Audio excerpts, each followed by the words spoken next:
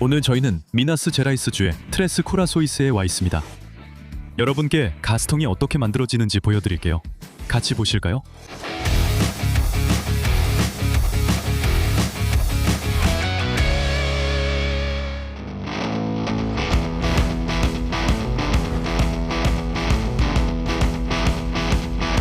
저는 여러분은 어떤지 모르겠지만 가스통에 대해 항상 궁금증이 많았어요. 그래서 마누얼 두 문도에서 저희가 이미 반으로 잘라서 안에 뭐가 있는지 보여드린 적도 있죠. 왜냐하면 우리 주방에 이게 있는데 안에 이너선 가스가 가득 들어있어서 정말 안전해야 하거든요. 그래서 오늘 저희가 공장에 직접 와서 이게 어떻게 만들어지는지 알아보려고 합니다.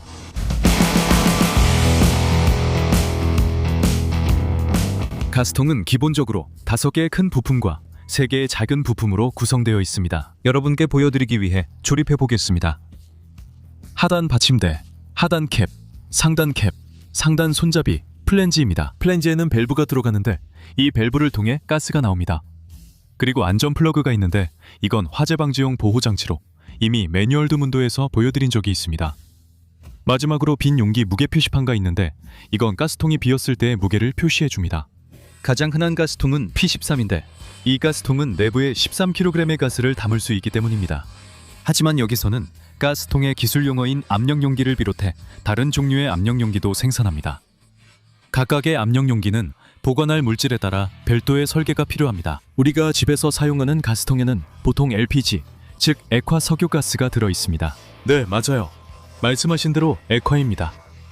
가스통은 압력 덕분에 액체 상태로 더 많은 물질을 저장할 수 있습니다. 가스와 액체를 저장하는 물리적인 어려움 외에도 가스통은 여러 가지 안전 규정을 반드시 준수해야 합니다. 그리고 이 모든 것은 바로 이 생산 단계, 즉 설계 단계에서 보장됩니다. 여기 있는 각각의 부품들이 생산 라인에서 실제로 만들어질 것입니다. 주요 원재료는 강철이며 이 강철은 최대 12톤까지 나가는 이런 코일 형태로 도착합니다. 여기서는 마치 여러분이 도화지를 사서 말아놓은 것과 비슷한 일이 일어납니다. 이 코일을 풀 때 강철이 휘어진 상태로 남게 됩니다. 이 문제를 해결하기 위해 재료는 평탄화 라인을 거치게 됩니다.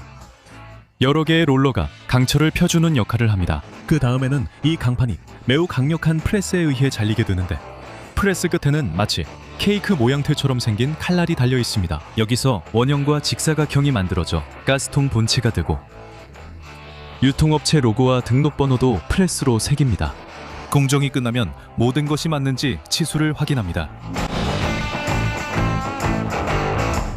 이 원형들은 이제 유압 프레스를 통해 성형 과정을 거치게 됩니다. 이 원형들은 약간의 오일을 바른 후 기계가 눌러서 가스통의 반쪽 몸체를 만듭니다. 마치 부활절 달걀의 반쪽처럼요. 고리는 캘린더라는 프레스를 통과해야 하는데 이 프레스는 부품을 구부려서 고리 모양의 링을 만들 수 있습니다. 그 다음에는 이음새 부분에 용접을 하고 이어서 굽힌 작업을 해서 우리가 잡기 더 편하도록 고리의 곡선을 만듭니다. 플랜지의 경우에는 과정이 다릅니다. 플랜지에는 밸브가 들어가기 때문에 부품 내부에 나사산이 가공됩니다. 두 부분을 결합하기 위해서는 일종의 맞춤 작업이 필요합니다. 그래서 윗부분은 절단 과정을 거치고 아랫부분은 프리사기로 홈을 내서 작은 볼기를 만듭니다. 모든 부품은 미그매그 용접 방식으로 결합됩니다. 이 방식에서는 전기아크를 이용해 와이어를 녹이고 동시에 이산화탄소와 아르곤 혼합가스가 용접 비드 위에 분사되어 용접에 결함이 생기지 않도록 보호합니다. 먼저 손잡이와 플랜지를 용접한 다음 마지막에 두 반쪽을 맞춰서 이들이 말하는 원주 용접으로 마무리합니다. 가스통이 거의 완성되었고 여기서 모든 부품이 제대로 되었는지 확인하기 위해 검사를 받게 됩니다. 여기서는 가스통이 거의 완성된 듯합니다. 스프레이만 뿌리면 끝입니다. 하지만 그렇지 않습니다. 가스통은 아직 열 처리 과정을 거쳐야 하는데 이를 풀림 또는 응력 완화라고 부릅니다. 이 과정에서 각 가스통은 가열됩니다. 섭씨 약 650도까지 가열한 후 식힙니다. 이렇게 해야 하는 이유는 용접 과정에서 강철 구조에 응력 지점이 생겨 약해질 수 있기 때문입니다. 열 처리를 하면 강철이 재조직되어 이러한 응력 지점이 사라집니다. 풀림 처리가 제대로 됐는지 확인하려고 다양한 테스트로 가스통을 한 개까지 시험합니다. 강철이 끊어질 때까지 늘리는 기계적 테스트, 가스통의 유연성이 제대로 작동하는지 확인하는 재킷 테스트, 그리고 가스통이 터질 때까지 가득 채우는 파열 테스트도 있습니다. 지금 그 장면을 함께 보시죠. 이게 과연 어떤 소리를 낼지 궁금하네요. 그렇죠?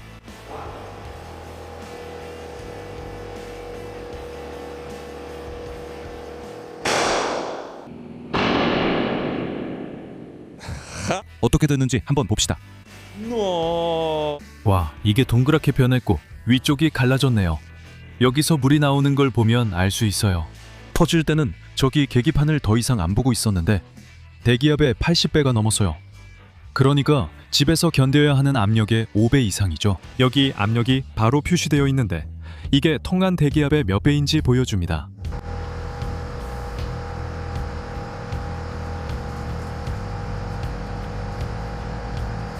보통 터질 시간이 다가와요.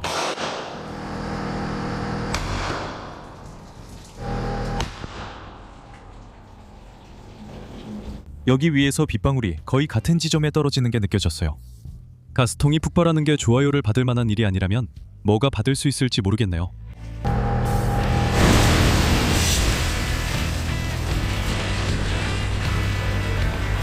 가스통은 가열로에서 꺼내자마자 칙할 수 없어요. 표면에 잔여물이 많아 가까이서 보면 더럽게 보여요. 그래서 가스통은 강철 입자를 분사하는 기계를 통과하게 돼요. 그 강철 분말은 모래처럼 생겼는데 이게 가스통을 깨끗하게 청소해줍니다. 우리가 그 과정을 직접 볼 수는 없어요. 과정이 매우 거칠기 때문이죠.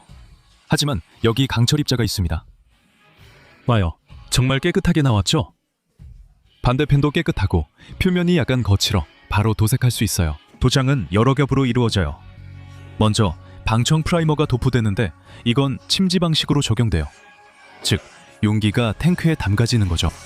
그 후 프라이머와 에나멜 페인트가 한 번씩 더 칠해져요. 이 페인트는 주로 파랑, 노랑, 은색, 초록색이에요. 마지막으로 2층들은 경화 과정을 거쳐요. 150도짜리 오븐에서 건조됩니다. 이제 안전 플러그를 끼울 차례인데 이건 안에 비스무트 합금이 들어있는 나사예요. 비스무트는 쉽게 녹는 금속이라 화재 시 이 부분이 녹아 가스가 빠져나가고 덕분에 가스통이 폭발하지 않습니다. 곧바로 각 가스통마다 압력 테스트를 진행해요. 이를 위해 고압의 물을 주입합니다. 규정상 가스통은 대기압의 17배를 견뎌야 하지만 여기서는 34배의 압력을 가하고 누출이 없어야 해요. 이 테스트는 꼭 물로 해야 해요. 공기로 하면 누출 시 가스통 폭발 위험이 있지만 물로 하면 단지 물이 새어나올 뿐이에요. 밸브를 장착하기 위해 먼저 실란트를 바르고 부품을 끼운 다음 토크렌치로 조여요. 이 도구는 항상 정확한 힘이 가해지도록 보장해줍니다. 밸브에 누출이 없는지 확인하기 위해 그들은 다시 한번 가스통에 압축 공기를 주입하고 여기서 대형 수조라고 부르는 탱크에 담가요. 그러면 공기방울이 나오는지 확인할 수 있습니다. 저는 이 점을 생각 못했지만 사람들이 공기로 찬 가스통은 가라앉지 않는다고 말해줬어요. 그런데 어떻게 안에 들어가죠?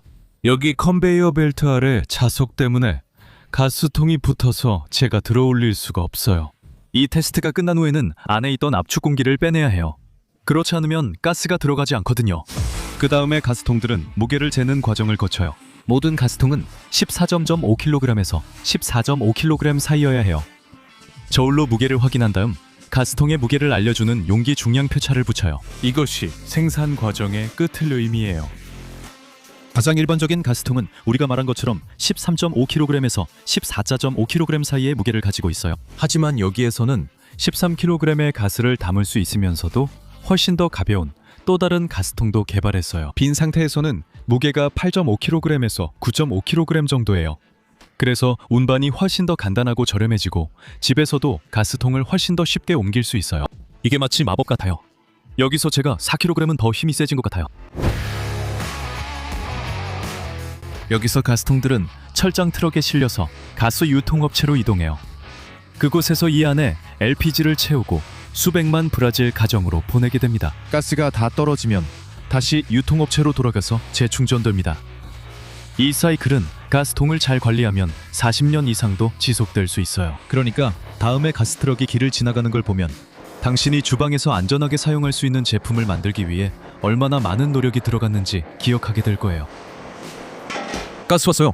자, 만약 당신이 가스통이 어떻게 만들어지는지 보는 걸 재미있게 느꼈다면 알루미늄 캔이 어떻게 만들어지는지도 분명히 재미있게 볼 거예요. 우리는 그 과정을 이해하기 위해 두 개의 다른 주로 여행을 가야 했어요.